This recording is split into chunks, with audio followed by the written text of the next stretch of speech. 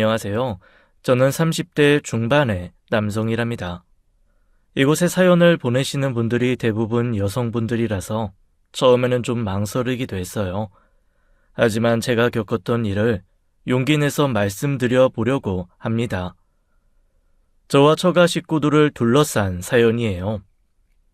저는 딸만 셋인 집안에 둘째 딸과 결혼했어요. 아내 위로 언니 하나, 아래로 여동생 하나가 있는 집안이지요. 그런데 아내가 둘째임에도 불구하고 아내의 언니, 즉 제 처형보다 저희가 먼저 결혼하게 되었습니다. 처형 되실 분이 결혼하지 않고 독신으로 사시는 걸 선호한다는 거였어요. 사실 요즘은 결혼이 필수가 아닌 선택이라잖아요. 능력만 된다면 혼자 살겠다는 여자들이 점점 많아지고 있다지요. 저의 처형도 그런 케이스라고 생각했답니다. 참, 저는 과일 가게를 운영하고 있어요. 저희 아버지가 하시던 가게를 제가 물려받아서 운영하고 있는데 그럭저럭 장사가 잘 되었답니다. 아버지는 돌아가셨지만 아버지가 하시던 것처럼 당장은 돈이 많이 들어도 좋은 물건만을 고집하면서 장사를 하고 있죠. 덕분에 한번 우리 집에 온 손님은 반드시 다시 찾아주시더라고요. 그래서 단골도 많았고 매출도 큰 편이었죠. 처가에서 쉽게 결혼을 승낙하신 데는 지금 잘 나가고 있는 저의 일 때문이기도 했답니다. 아내는 생활력도 강하고 누가 보더라도 성격이 좋은 여자였어요. 저와는 말도 잘 통했고 여러 가지 면에서 취향도 비슷했답니다. 머리도 좋은 편이라서 가게 일도 쉽게 배웠죠. 그렇게 우리의 삶은 결혼 초창기에는 순풍에 돛단 듯 평온했어요. 홍기를 놓친 처형, 사실은 그 처형이 결혼하기 싫은 것이 아니라 결혼은 하고 싶은데 사람이 없어 결혼을 못하고 있다는 것이 처가의 걱정거리 정도라는 것만 문제라면 문제였죠. 그런 사실을 알고부터는 노처녀인 처형에게 좀 미안하기도 했답니다. 그런데 처형이 결혼을 못하는 것은 남자를 보는 눈이 매우 까다롭기 때문이었어요. 이번에 선본 사람 말이야, 엄마. 키가 너무 작아. 나 키 작은 사람 싫더라. 어디 데리고 다니기에 부끄럽단 말이야. 그리고 생긴 것도 마음에 안 들어. 필이 안 꽂힌단 말이야, 필이. 남자 얼굴 파먹고 사는 거 아니다. 남자는 말이다. 자고로 2가지 능력만 있으면 되는 거야. 직장도 탄탄하겠다. 그거면 됐지 뭘 더 따져. 그쪽에서 다시 연락하겠다고 했다면서. 경망스럽게 굴지 말고 적어도 3번은 더 만나봐라. 싫다니까 글쎄. 나는 인물도 어느 정도 생겨야 필이 꽂힌단 말이야. 나 연락 와도 안 받을 거야. 아 진짜. 동생이 먼저 결혼한 것도 짜증나는데 선보라는 데마다 왜 이런 데만 보라는지 몰라. 이미 홍기를 한참 놓친 처형이 제가 보기에는 마치 철없는 여고생이나 대학 초년생 같더라고요. 아직도 인물 따지고 피를 따지고 하니까 남들은 애엄마인데 아직도 베개 껴안고 자고 있죠. 그렇지만 뭐 인연이 곧 나타나겠지 싶었답니다. 장모는 제게 참 살가우셨어요. 저 역시 장모님께 최선을 다했답니다. 장모님, 오늘 백화점에 갔었는데요. 뭘 좀 살까 하다가 그냥 장인 어른하고 같이 쓰시라고 상품권으로 마련해왔어요. 이거 2분 사시고 싶은 거 사세요. 물론 물량 공세가 전부는 아니었죠. 저한테 잘해주시는 장모에게 저희 어머니 같은 따스함도 느꼈기에 마음으로도 또 능력이 되는 한 물질적으로도 잘해드리고자 했죠. 아이고 이게 얼마야? 100만 원이나? 이렇게 큰 선물을 그냥 받아도 되나 모르겠네. 딸 키운 보람이라는 게 다 이런 거로구만. 자네 사업이 여전히 잘 되고 있다니 그것도 너무 대견하네. 당연히 그냥 받으셔야죠. 기선이 잘 키워주셔서 저 주신 거에 비하면 아무것도 아니죠, 장모님. 앞으로도 잘할게요. 둘째 딸 결혼 정말 잘 시켰구나 생각하시게 해드린다니까요. 자고로 사위 사랑은 장모라고 하잖아요. 그런데 말이죠. 이렇게 평온했던 저와 처가 사이에 약간의 틈이 생기는 이유가 있었답니다. 바로 철부지 노처녀 처형 때문이었어요. 왜 아까 우리 처형이 마치 여고생이나 여대상 같이 아직도 백마탄 왕자님을 찾고 있는 중인 것 같다고 말씀드렸잖아요. 그런데 백마탄 왕자님은 자기나 찾으면 됐지. 그런 기준을 저한테까지 적용하고 있었나 보더라고요. 언니, 이런 얘기 자꾸 하면 나 이제 언니하고 통화 안 할 거야. 언니가 무슨 상관인데. 난 언니처럼 그런 거 안 따져. 남자가 성실하고 심성 착하면 됐지. 그 이상 뭐가 더 필요해? 어느 날 저는 아내가 처형과 통화하는 이런 내용을 들을 수 있었답니다. 전화 너머의 처형 목소리는 물론 들을 수 없었지만 아내의 말로 보아서 처형이 자신의 남자에 대한 기준을 가지고 저를 평가하고 있다는 것을 내심 짐작할 수 있었죠. 저는 그저 대한민국의 평범한 남자였어요. 장동건처럼 잘생기고 키가 큰 것도 아니고 재벌집 아들도 아니었죠. 그런데 아내의 처형과의 이런 통화가 심심치 않게 제 귀에 들려왔답니다. 몇 번 그런 일이 있고 보니 처형에 대해서 기분이 좀 나빠지더라고요. 거기다가 처가에 방문했을 때 처형과 처제, 그리고 아내가 나누는 얘기를 엿들으려고 해서가 아니라 어쩌다 듣게 되었답니다. 얘 기은아, 너는 말이다. 네 형부같이 못생긴 사람 말고 좀 잘생긴 사람 만나. 기선아, 너는 안목이 왜 그러니? 엄마가 아무리 남자 얼굴 파먹고 사는 거 아니라고 하지만 기왕이면 다홍치마 아니니? 찾아보면 잘생기고 능력 있는 남자도 얼마든지 있을 거야. 그러니까 기은이 너도 일찍 결혼할 생각 말고 잘 찾아서 결혼해. 아유, 기선아, 부부동반 모임 같은데 제부 데리고 가는 거 창피하지 않니? 나라면 못 데리고 다닐 것 같다. 바로 이런 이야기였죠. 처제의 방문이 약간 열려 있었고 제가 온 줄 모르는 처형이 제 뒷담화를 열심히 해대고 있는 중이었어요. 그런데 처형의 뒷담화는 생긴 것만 가지고 하는 게 아니었답니다. 그리고 말이야, 좋은 대학 나와서 좋은 회사 다니는 사람도 얼마든지 많은데 하필이면 왜 장사꾼이니? 이 정도 얘기까지 듣고 나니 제 심정이 몹시 상했어요.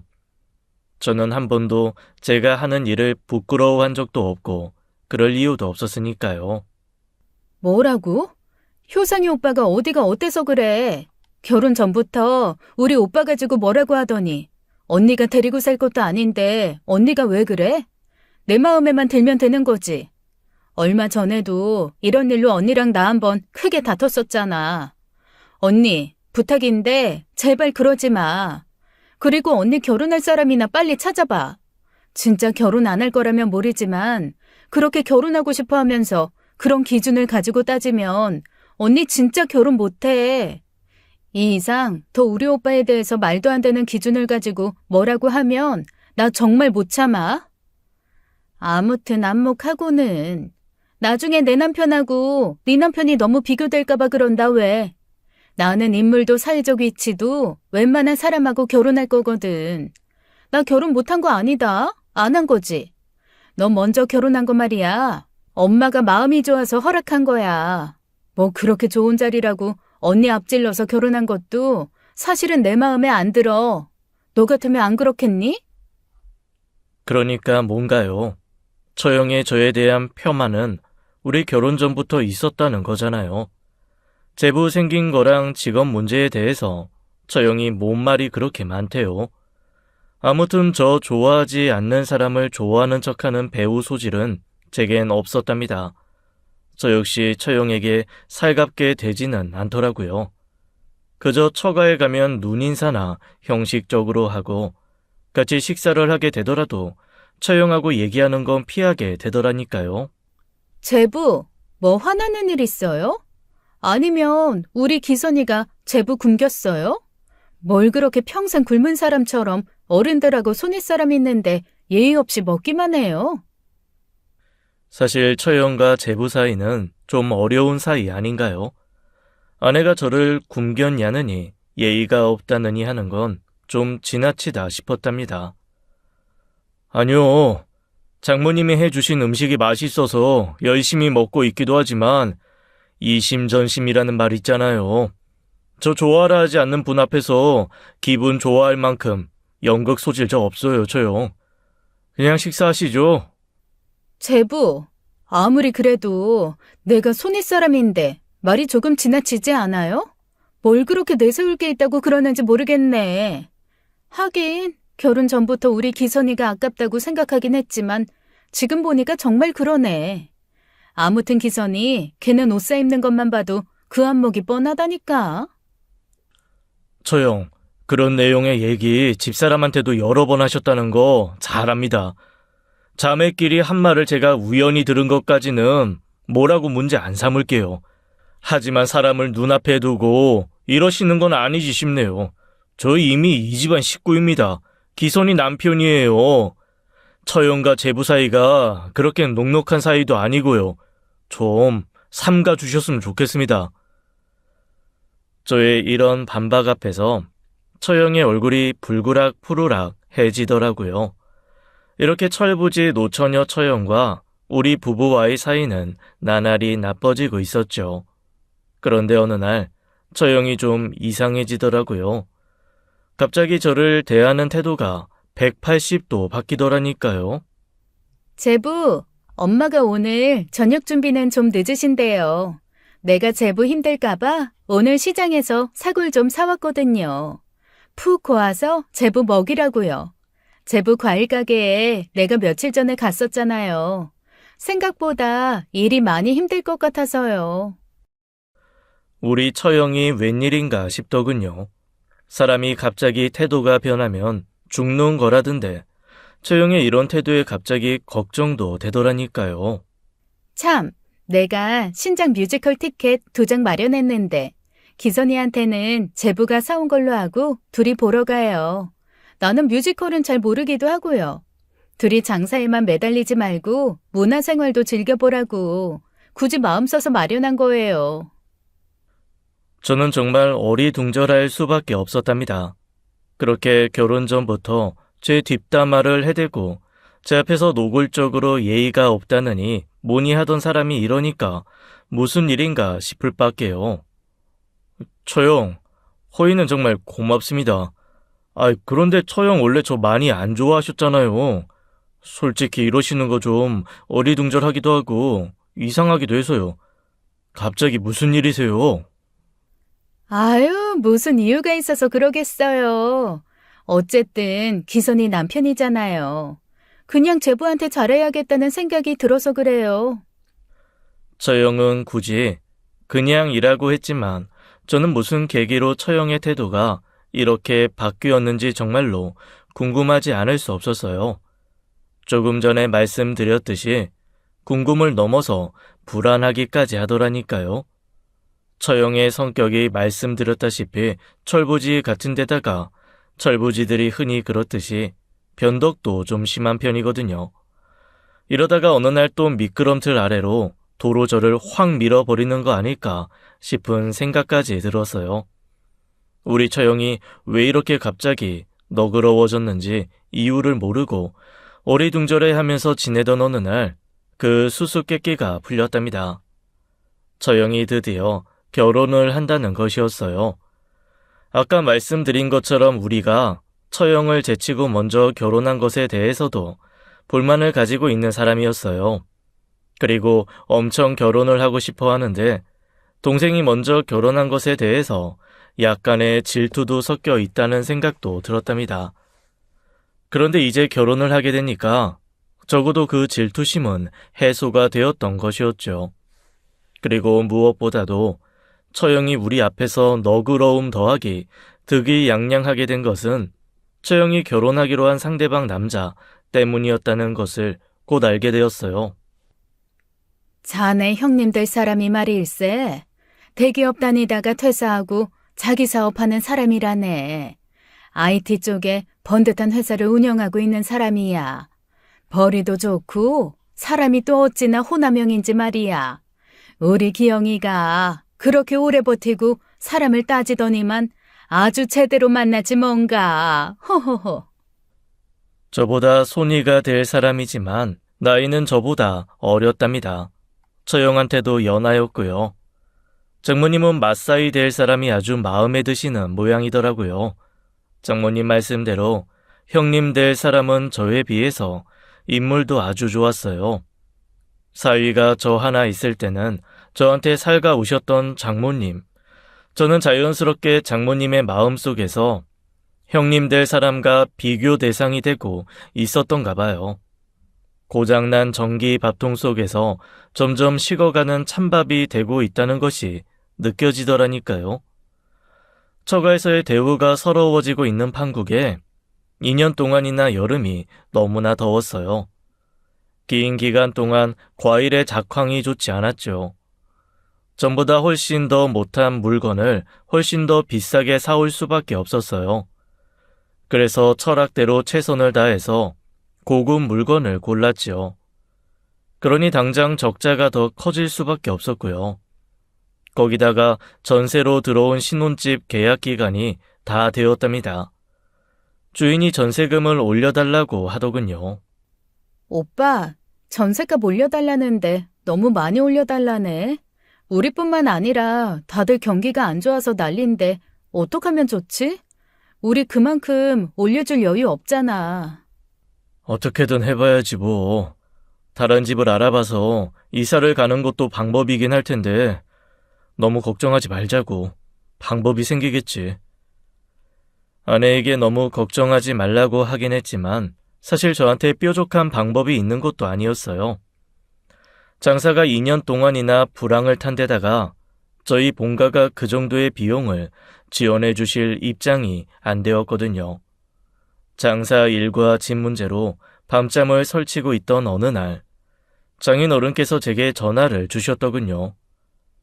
한서방, 내가 기선이한테 들으니 요즘 들어 장사 일하고 집 문제 때문에 걱정이 크다면서 세상에 더위나 추위를 다스릴 수 있는 사람이 어디 있다든가. 아무것도 자네 탓이 아니네. 그저 운이 좀 안 좋았던 것뿐이지. 듣자니 내년 여름부터는 어느 정도 예전 여름처럼 된다니까 금방 다시 사정이 좋아질 거라고 생각하네. 너무 의기소침하지 말게나. 이렇게 말씀해 주시는 장인 어른이 눈물이 날 만큼 너무나 고마웠답니다. 그리고 말씀만으로도 고마운데 장인 어른이 제 큰 고민거리 하나를 해결해 주시는 거였어요. 나한테 모아놓은 돈이 조금 있네. 일단 그거 가져다가 집 문제 해결하도록 하게. 장인 어른, 어떻게 그 돈을 저희가... 그 돈 장인 어른하고 장모님 노후 자금이잖아요. 아무리 사정이 안 좋아도 그것만은... 남자 입장이 되어서 돈 문제로 처가의 도움을 받는 것은 정말 미안한 일이기도 하고 자존심이 무척 상하는 일이기도 하지요. 장인 어른의 인자하신 말씀에 자존심은 둘째치고 너무나 죄송했답니다. 그래서 어떻게든 제가 알아서 해보겠노라고 말씀드렸어요. 우선 급한 대로 가져다 쓰고 형편 좋아지면 갚으면 될 거 아닌가. 기선이하고 자네 사는 집 문제만큼 중요한 게 어디 있겠어. 결국 이렇게 장인 어른의 도움으로 집 문제는 해결이 되었답니다. 정말 어려운 중에 한숨 돌리게 된 것이었죠. 그런데 한숨을 돌리자마자 더 숨차게 되는 일이 닥쳐오고 있었어요. 이거야 원. 딸 곱디곱게 키워서 시집 보냈더니만 살 집값도 못 마련해서 처가에 손을 벌려? 자네 집에서는 도대체 뭘 하신 건가? 아들이 거리에 나앉아도 그냥 두고 보시겠다는 거야? 그냥 두고 보시기는요, 장모님. 아시다시피 저희 집 경제 사정이 그렇게 좋질 못합니다. 과일 가게가 저희 재산의 전부인데 그게 불황이니 돈 나올 데가 없었습니다. 아무튼 죄송합니다, 장모님. 손을 벌리기는 누가 손을 벌려? 당신 사위한테 말을 너무 함부로 하는구만. 한서방은 내가 도와주겠다고 했을 때, 그 돈 못 받는다고 했어요. 여러 번 고사했다니까. 장인이 이렇게 상황을 설명하셨지만, 하지만 장모님은 그런 상황 설명에도 제가 듣기 불편한 말만 계속 하시더군요. 돈 달라고 하는 것만 손을 벌리는 건가요? 준다는 거 덥석 받는 것도 마찬가지지. 남자가 돼갖고 말이야. 전세가 몰려줄 능력도 없이 내 딸 데려간 건가? 2년 있으면 전세가 몰려줘야 한다는 걸 몰랐던 것도 아니고 말이야. 애초에 자기 집 한 칸 없는 사위한테 딸 준 내가 잘못이지. 엄마, 요 2해 동안 여름이 얼마나 더웠어요. 과일이 잘 될 날씨가 아니었다니까. 한서방 탓이 아니잖아요. 그리고 결혼하면서 바로 자기 집 갖고 사는 사람이 얼마나 돼요? 거의 새 집에서 시작해서 집 마련하는 거죠. 엄마 그걸 가지고 한서방한테 뭐라고 하면 나 정말 섭섭해요. 아내 역시 이렇게 제 편이 되어주었죠. 이런 아내에게도 미안하고 고마웠어요. 그런데 말이죠. 저를 더 힘들게 하는 일은 장모님의 사위 차별이었죠. 돈 잘 벌고 잘생긴 맞사이가 저를 마음구석 한켠으로 비켜놓으신 장모님께 엄청 살갑게 굴더라고요. 장모님, 한여름은 벗어났어도 날씨가 너무 덥네요. 제가 거실에 있는 에어컨 하나 바꿔드리려고요. 그리고 지금은 더워서 움직이시는 게 안 좋을 것 같고 날씨 좀 선선해지면 2분 어디 여행 좀 다녀오세요. 제가 보내드릴게요. 형만한 아우 없다더니만 사위도 마찬가지구만. 맞사위만한 아랫사위가 어디 있겠나. 아이고, 임서방 정말 고맙네.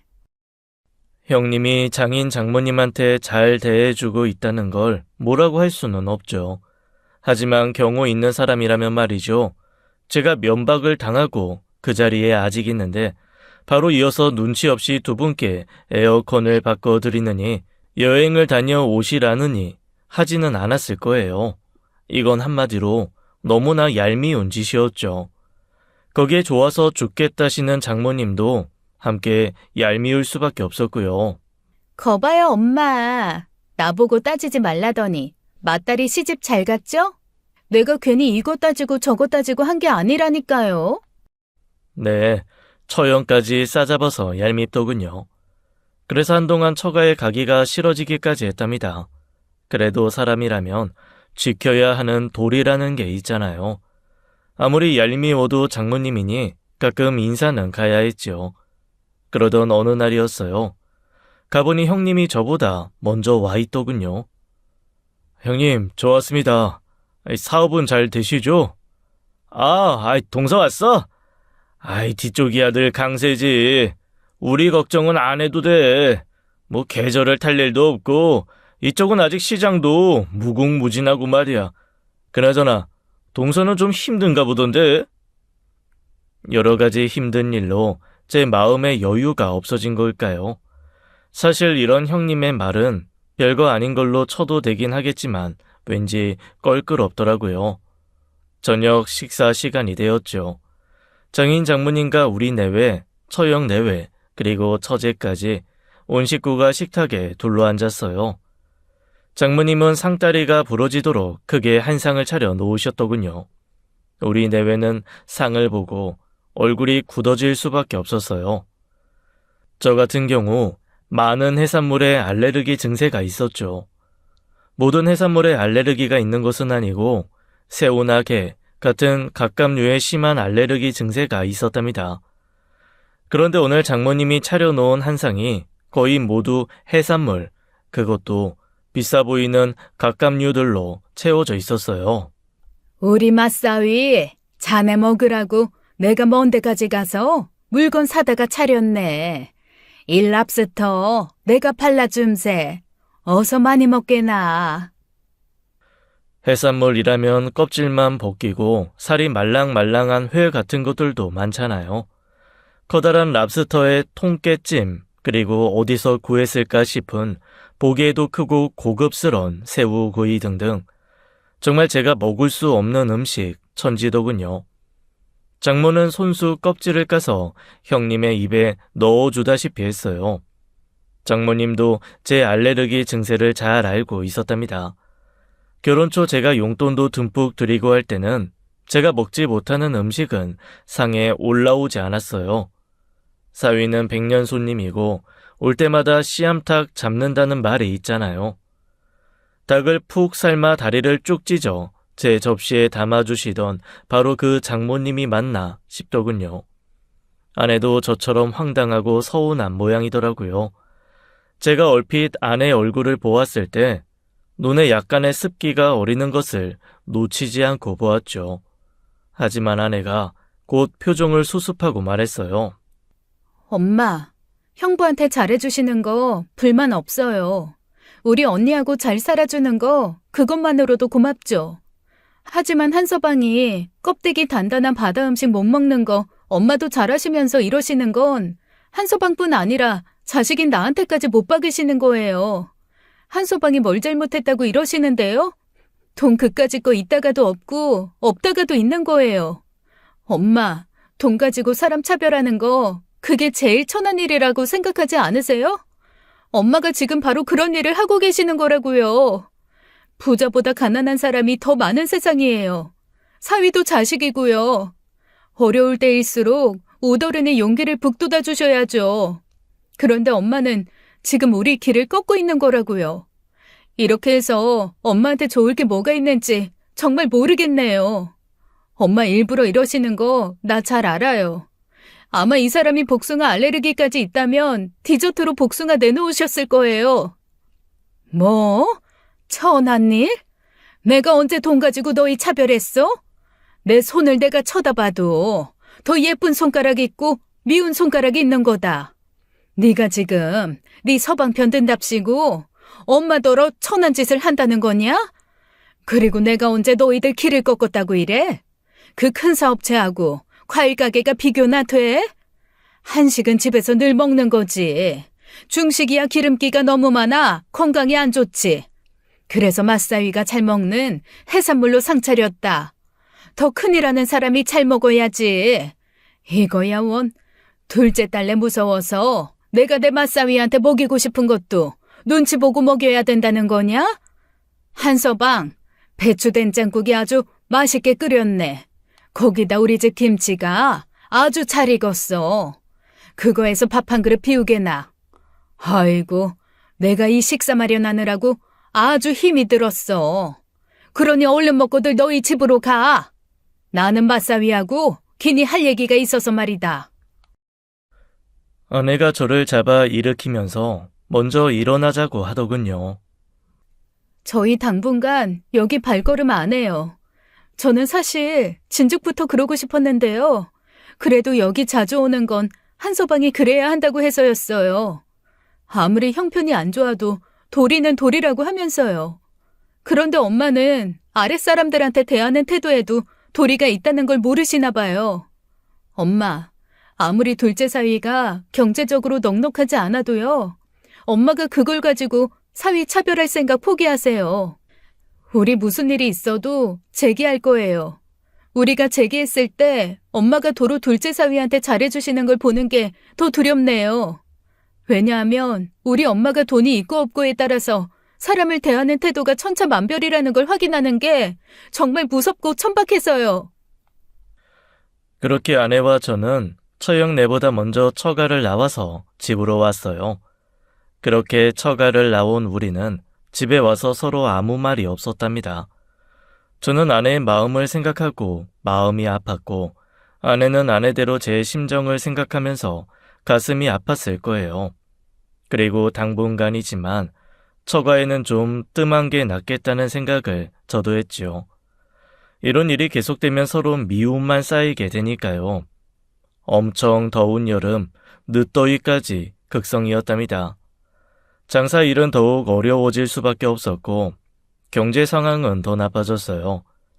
그런데 엎친 데 덮친 격으로 혼자 계시는 제 어머니가 병환을 얻으셨답니다. 몇 년 전에 대장에 용종이 생겨서 제거하신 적이 있었죠. 그때 이후로 정기적으로 대장 내시경을 하셨는데 이번엔 대장의 악성 종양이 발견된 것이었어요. 어머니의 병원비를 지원할 사람은 저밖에 없었답니다. 빚을 얻던 가게의 규모를 줄이건 돈을 마련해야 했어요. 우리 전셋집 규모 줄여서 이사할까, 오빠? 아이도 아직 없는데 사실 방 한 칸이라도 큰 문제는 없잖아. 가게 규모 줄이는 건 난 반대야. 아버님이 살아생전에 그렇게 열심히 일구셨다면서. 가게는 그대로 보존해야지. 대출이자는 비싸니까 우리 집 확 줄이자, 오빠. 아내가 이런 제안을 해오더라고요. 하지만 아내를 위해서도 또 장모님이 아무리 얄밉기는 해도 처가에 대한 도리로 그 제안도 선뜻 받아들이기가 어려웠답니다. 하지만 아내가 고집을 굽히지 않았어요. 아내는 가게를 줄이는 건 절대로 하지 않겠다면서 줄여서 이사 갈 집을 이리저리 알아보러 다니더군요. 그런데 이 사실이 장모님 귀에 들어갔던가 봐요. 장모님이 우리를 호출하셨죠. 자네, 이제 우리 기선이를 단칸방에 살게 한다면서? 아이고, 어떻게 키운 딸인데 단칸방에서 살게 해? 내가 사람을 잘못 봐도 한참 잘못 봤지. 자네를 뭘 믿고 덜컥 딸을 주었는지 발등을 찍고 싶네. 장모님은 마치 하늘이 폭삭 주저앉은 것 같이 통곡을 하시다가 화를 벌컥 내시더라고요. 젊은 사람들이 살아야지 말이야. 늙은 사람 살리겠다고 젊은 사람들이 그 큰 인생을 치러야 된단 말인가? 늙으면 그냥 죽어야지 거기다 무슨 돈을 쓴다는 거야. 대장암일 가능성이 크다면서 헛돈 쓰기 십상인 병에 돈 다 쓰고 우리 애는 단칸방에 살게 한다고? 장모의 이 말은 비수가 되어서 제 가슴에 꽂혔죠. 동시에 사람의 목숨을 가지고 이런 식으로 말을 하는 장모님에게 저는 그야말로 돌이킬 수 없이 큰 실망을 하고 말았답니다. 그리고 분노가 하늘을 찌를 만큼 치솟았어요. 장모님, 아무리 미운 사이고 가진 거 없는 사돈이지만 사람 목숨이 달린 문제입니다. 사람 목숨보다 더 중요한 게 어디 있겠어요? 제 어머니라서 드리는 말씀이 아니에요. 장모님과 장인어른 두 분 중 한 분이 이런 일을 당하실 때도 저희 똑같이 했을 겁니다. 형님이 생기고 나서 받은 차별에도 불구하고 친정에 가기 싫어하는 아내에게 도리는 해야 한다고 했던 저였습니다. 하지만 사람의 목숨을 가지고 이렇게 나오는 장모님에게는 그 도리마저 사치스러운 거라는 생각이 들더군요. 엄마! 남도 아니고 우리 시어머니예요. 병에 걸리고 싶어서 걸리는 사람도 있어요? 사돈이 아프다고 하면 말씀이라도 이걸 어쩌나 해야 되는 거 아닌가요? 늙으면 죽어야지 무슨 돈을 쓰냐고요? 엄마, 그 말 취소하세요. 그렇지 않으면 저 친정에 다시는 안 올 거예요. 하지만 장모는 사과하기는커녕 계속해서 막말을 쏟아내더군요. 아니, 남의 집 딸을 데려갔으면 호강은 못 시킬 망정 고생은 시키지 말아야지. 암인 것 같은데 되지도 않을 일에 돈을 왜 써? 내가 자네 어머니라면 아들한테 병원비 안 기대네. 장모님, 저 정말이지 이번 일로 장모님께 실망이 큽니다. 사람이 아프다는데 그런 말씀을 쏟아내시는 장모님한테서 어떻게 기선이 같은 딸이 태어나는지 정말 모를 일이네요. 사람이 아프면 치료받아야 된다는 것보다 더 우선해야 되는 일이 도대체 뭡니까? 저 그렇게 배우고 잘하지 않았어도 형님만큼 넉넉한 사람은 아니지만 사람의 도리만큼은 제대로 배우고 살아온 사람입니다. 과일 가게 줄이는 거 기선이가 절대로 반대합니다. 아버지가 평생 일구신 거 그렇게 해서는 안 된다고 하면서요. 기선이도 이렇게 도리를 아는데 어른 되시는 장모님이 이러시면 안 된다고 생각합니다. 아내가 결국은 눈물을 보이더군요. 제 가슴이 찢어졌죠. 아버지, 지난번 집값도 아버지가 해주셨지만 혹시 여윳돈 조금이라도 있으시면 한 번만 더 도와주세요. 이 사람 말처럼 사람 목숨이 달린 일이잖아요. 어떻게든 손을 써봐야죠. 아니, 집값까지 처가에서 받아가 놓고 이제는 자네 엄마 병원비까지 장인더러 해내라고 자네가 시켰나? 이거야 정말 보자 하니까. 당신 만일 이번에도 한서방한테 돈 한 푼이라도 건네면 내가 아주 집을 나가버릴 테니까 그리 하세요. 자기야, 아버님한테 그런 부탁을 어떻게 또 할 수가 있어. 아버님 마음만 불편하시니까 그 말은 없었던 일로 해. 장인어른, 집사람 말 안 들으신 걸로 하십시오. 장인어른께서 도와주신다고 해도 제 마음이 허락하지 않아 못 받습니다.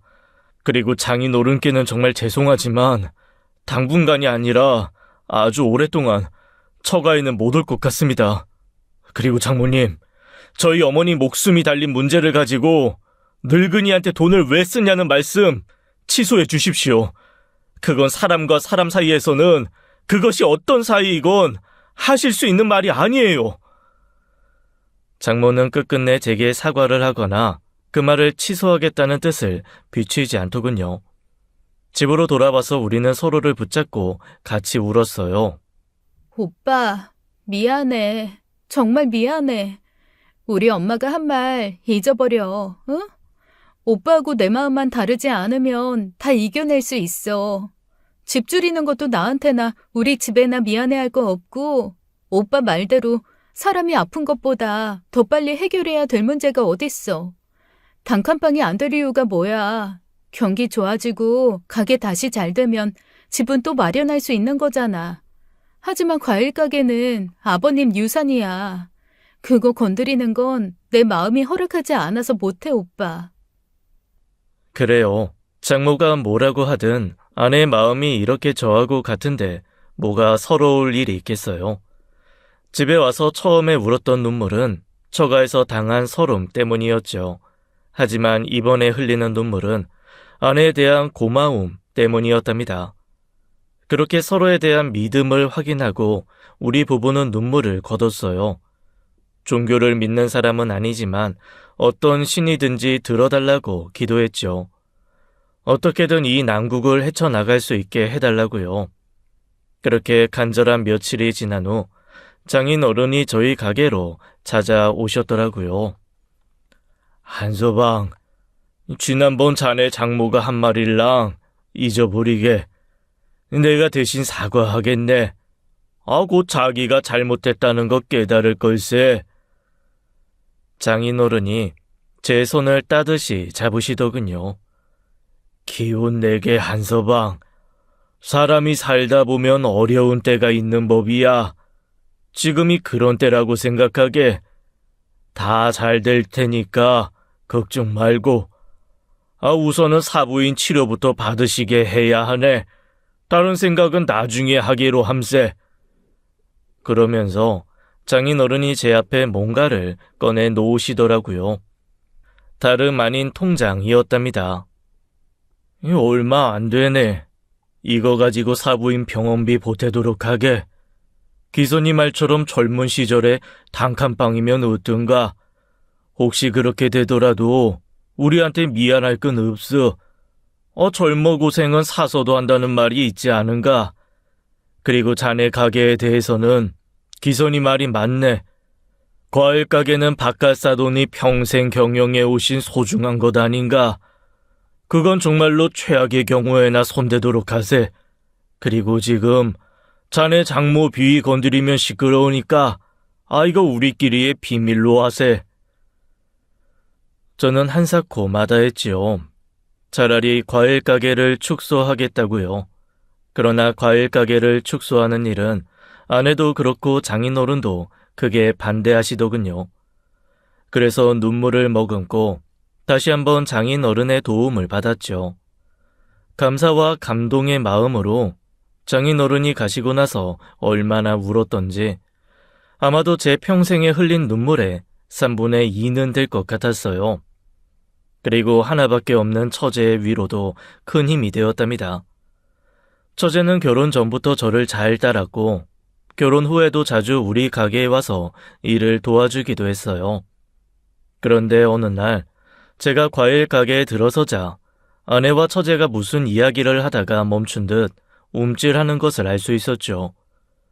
뭔가 제가 알아선 안 될 것을 얘기하고 있었던 듯 했어요. 아무것도 아니에요, 형부. 그냥 언니랑 그동안 지낸 얘기 정도 나눈 거예요. 아내도 제 시선을 피하더군요. 이쯤 되니 저는 하던 얘기의 내용을 알아보지 않을 수 없었답니다. 처제와 아내를 추궁했지요. 한참을 추궁하자 아내의 입에서 실토가 나오더군요. 그런데 아내의 말투가 몹시 화가 난 말투였어요. 그게 말이야. 우리 엄마가 형부한테 투자를 부탁하면서 3억을 맡겼대. 형부가 주식이랑 코인에 전문적으로 투자하잖아. 엄마가 너무 야속해. 어떻게 우리가 집 문제로 고민하면서 이리 뛰고 저리 뛰는데도 모른 척 하실 수 있으셨는지 몰라.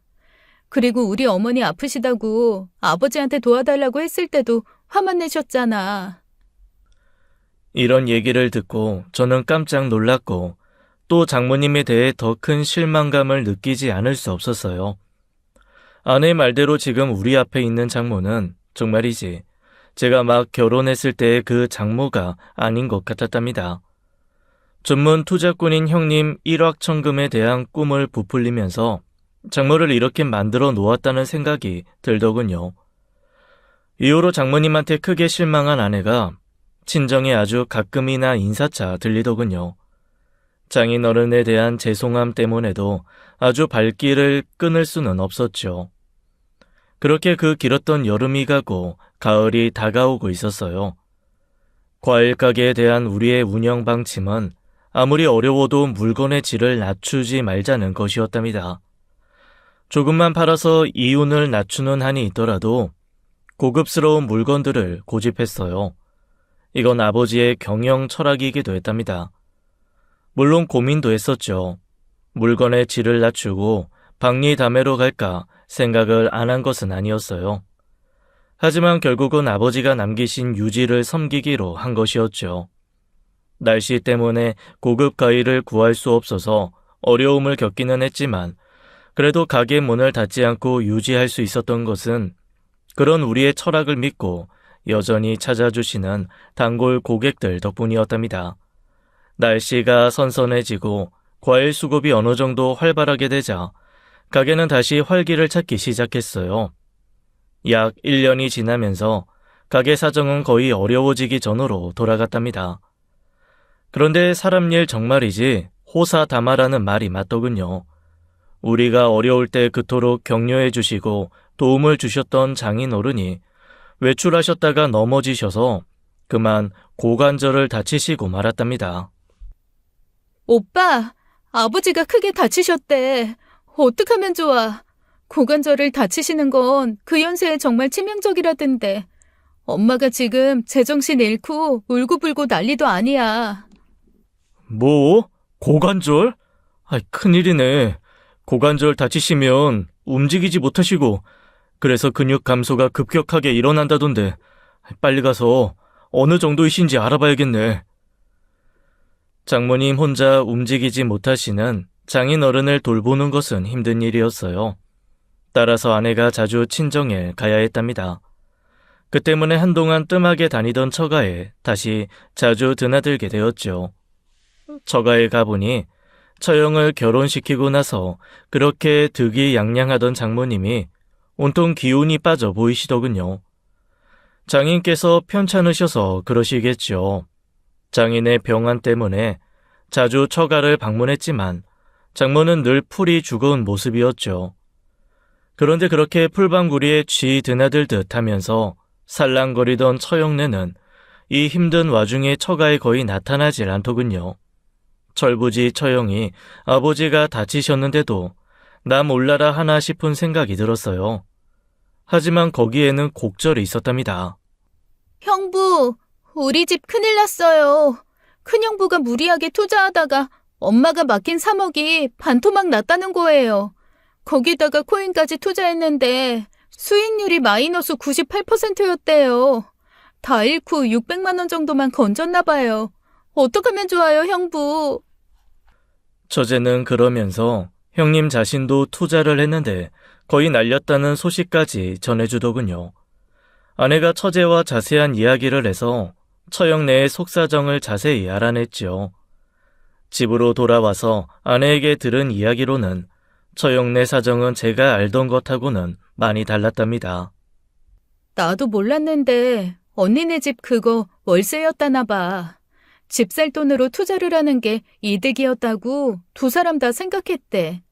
형부가 가진 거 다 주식이랑 코인에 털어넣고 엄마 돈까지 털어넣었으니 이제 월세 낼 돈도 없다나 봐.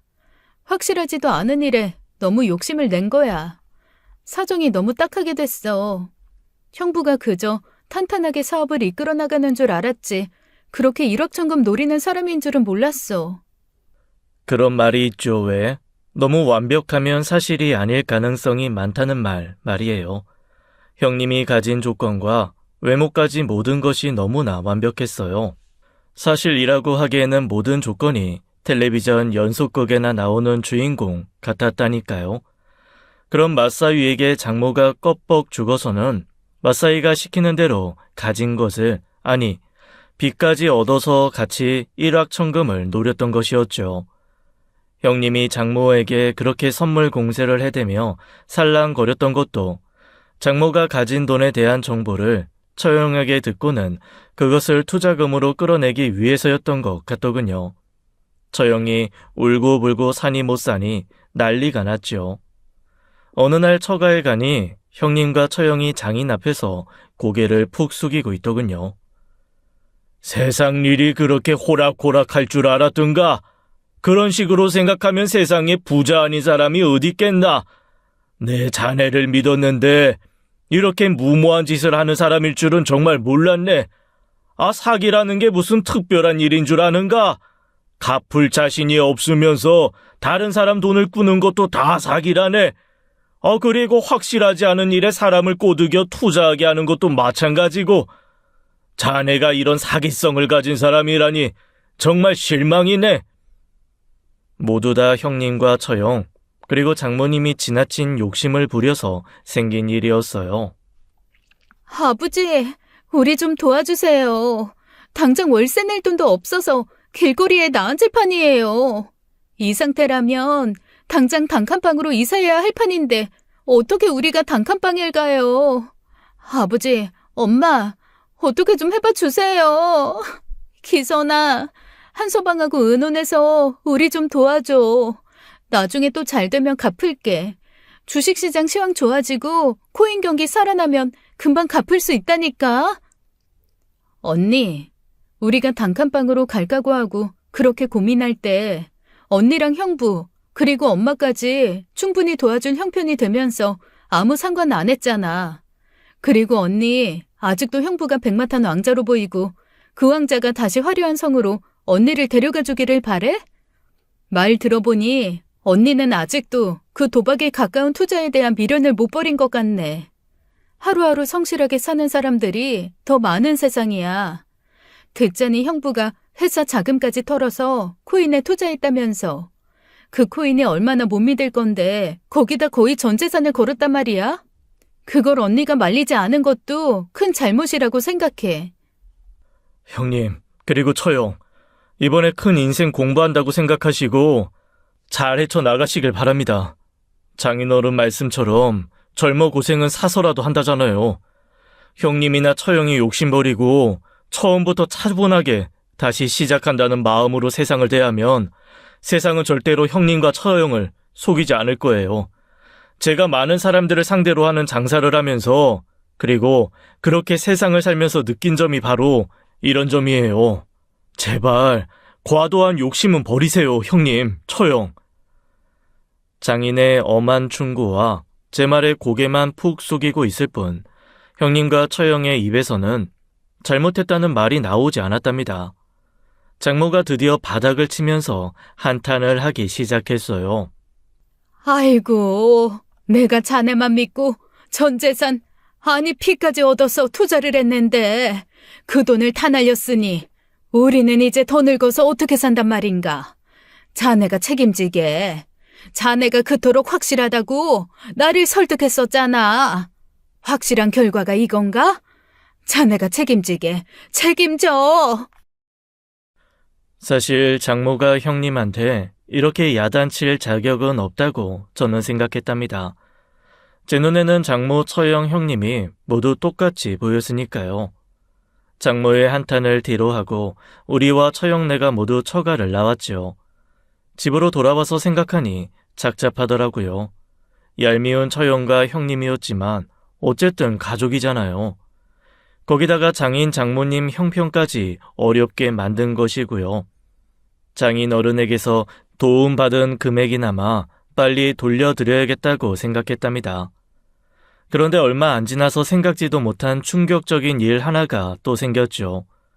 아내가 마치 망치로 머리를 얻어맞은 것 같은 이야기를 들려주는 것이었어요. 오빠, 우리 친정일이라 얘기하기 부끄럽긴 하지만 글쎄, 형부가 말이야. 외도를 하나 봐. 언니가 죽죽 울면서 하는 말이 형부한테 다른 여자가 있는 것 같대. 형부 지금 타던 차까지 압류될 형편인가 봐. 언니가 차 뺏기기 전에 차 내부에 있던 물건 정리하다가 여자 귀걸이가 나온 걸 보고 이상하게 생각해서 그동안 형부를 감시했었대. 그런데 그간 사업 때문에 출장이니 뭐니 했던 것들이 다 외도 때문인 것 같다네. 회사도 지금 문 닫을 형편이라 사원이라고 몇 없지만 그래도 믿을 만한 사원 하나 통해서 어느 정도 확인했나 봐.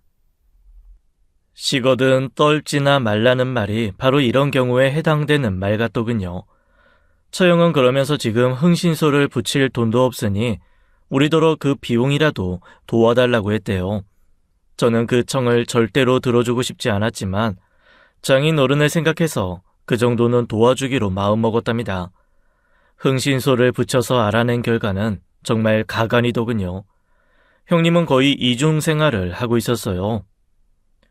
형님 되시는 분께서 출장을 가신다면서 계속 드나드신 집이 있는 것 같더군요. 저희가 어렵게 조사한 바로는 그 집에 주말 부부가 산다는 거예요. 남편이 멀리에 사업체를 갖고 있고 부인도 직장인이라서 가끔이나 집에 들른다더라고요. 형님 되시는 분의 사진을 아파트 경비원에게 보여주니 그 남편이라는 사람이 바로 형님 되시는 분이라고 확인해 주더군요. 믿을 수가 없어요. 그저 무모한 투자꾼인 줄만 알았지. 그런 짓까지 할 줄은 정말이지 아닐 거예요. 다시 한번 자세히 조사해 주세요. 그런데 흥신소 직원은 더 놀라운 얘기를 우리에게 들려주더군요. 바로 어제까지도 그 여자분하고 만나시는 거 확인했습니다. 그런데 놀라실까봐 조심해서 말씀드립니다만 그 두 사람 사이에 아이도 있는 것 같더군요. 3살 먹은 아들아이가 그 집에 같이 살고 있어요. 경비원은 당연히 그 아이가 그 부부의 아들이라고 알고 있더군요. 정말이지 머리가 띵하게 충격적인 얘기였어요. 여자가 있다는 것도 충격인데 아이까지 있다니요. 그러니까 형님과 그 여자의 사이가 하루 이틀 된 사이가 아니었다는 거죠. 흥신소 직원은 또 조사를 통해서 그 집을 마련하는 데 들어간 돈이 형님으로부터 나왔다는 것도 알게 되었다죠. 그러니까 형님이 돈을 무모한 투자 더하기 바람 피우는 데 쓴 것이었어요. 장모 돈까지 끌어다가 말이에요. 여기서 또 알아낸 일 한 가지가 더 있었답니다. 장모님이 형님에게 투자금을 주었던 3억 이외에 2억을 더 주었다더군요. 물론 그 돈까지 모두 투자로 날렸던지 불륜녀에게 썼겠죠. 뭐라고? 이 인간이 그런 짓까지 했단 말이야? 아이까지 있단 말이야? 아니야, 뭔가 잘못된 걸 거야. 이럴 수가 없어. 어떻게 이럴 수가? 어떻게? 그 사람이 그럴 리가 없다니까. 언니, 정신 차려, 언니. 기은아, 빨리 물 좀 떠와. 언니 기절한 것 같아. 얘기를 들은 처형이 울다가 실신을 하고 말았던 것이었어요.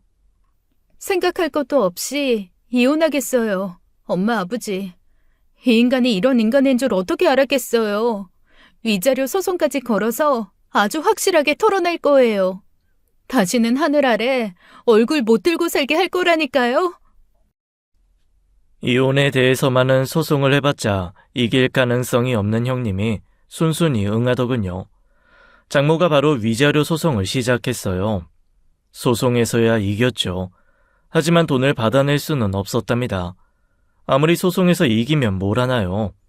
지급 의무를 지고 있는 사람이 한 푼도 없는 빈털터리인데요. 거기다가 불륜녀가 살고 있는 집 명의도 형님 명의가 아니라 그 여자 명의였답니다. 그렇게 처형이 이혼을 하고 다시 처가로 들어왔지요. 예전에 그 의기양양하던 처형은 어디 갔는지 매일 눈물바람을 한다는 것이었어요. 하긴 남자를 찾을 때 심성이나 성실함을 보지 않고 외모가 좋아야 한다느니 미리 확실히 꽂혀야 한다느니 하면서 철부지 짓을 할 때부터 알아보았죠. 하지만 이렇게까지 엄청난 결과를 불러올 줄 누가 알았겠어요. 그런데 우리 장모님이라는 분 참 풀기 어려운 수학 문제 같은 만화님이었어요. 갑자기 또 제게 살가워지기 시작하더군요. 하지만 저는 그 살가움이 반갑지 않았답니다. 제 천성상 이리 붙었다 저리 붙었다 하는 사람이 싫기도 했고 무엇보다도 우리 엄마가 편찮으실 때 제 옆에서 쏟아 놓은 그 말들은 제가 죽는다 해도 결코 잊지 못할 것이기 때문이었어요. 우리 엄마의 병세는 수술이 성공적이어서 좋은 경과를 보이고 있답니다. 우리 앞에는 이제 더 열심히 일해서 장인어른의 은혜를 갚는 일이 남아 있었죠. 처가에는 드나들지만 제 마음은 어쩔 수 없이 장인에게만 도리를 다 하게 되더군요. 아내도 마찬가지인 것 같았어요. 장모님이 우리 내외에게 다시 살랑거리긴 하시지만 아내도 저도 그것을 진심으로 받아들이긴 어려웠답니다. 우리 과일 가게도 이제 완전히 정상으로 자리를 잡았죠. 어려울 때 불평 없이 온전히 저와 같이 해준 아내에게 무엇보다도 감사하고 있어요. 그리고 우리 장인어른 우리를 도와주셔서 하는 말이 아니라 누구보다도 올바른 상식을 가지고 계신 훌륭한 인격의 소유자이시죠. 아내와 저는 장인어른께 할 수 있는 효도를 다 하겠다고 다짐했답니다. 지금까지 제 사연을 들려드렸어요. 주로 여성분들이나 사연을 들으실 텐데 남자인 제 사연을 어떻게 들으셨는지 궁금하네요.